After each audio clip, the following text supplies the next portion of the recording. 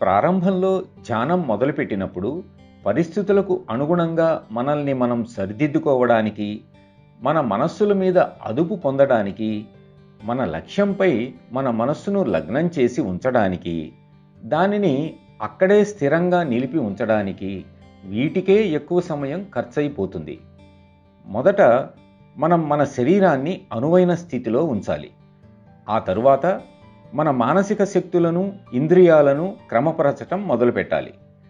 వీటన్నింటి గురించి బాగా ఆలోచిస్తే సరిగ్గా ధ్యానం చేయడానికి చాలా సమయం పడుతుందనే విషయాన్ని అర్థం చేసుకుంటారు. మనం వాస్తవంగా ధ్యానం చేయటం ప్రారంభించినప్పటి నుండే మన ప్రగతి మొదలవుతుంది.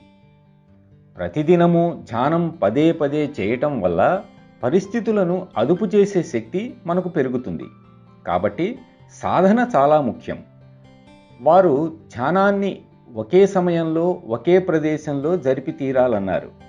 అలా చేస్తే ధ్యానానికి ముందు చేయవలసిన ప్రాథమిక విషయాలకు కాలం వృధా కాకుండా వెంటనే మనం ధ్యానంలోనికి సరైన సమయంలో సులభంగా జారుకుంటాం. ఆ మేరకు మన ప్రగతి త్వరితం అవుతుంది.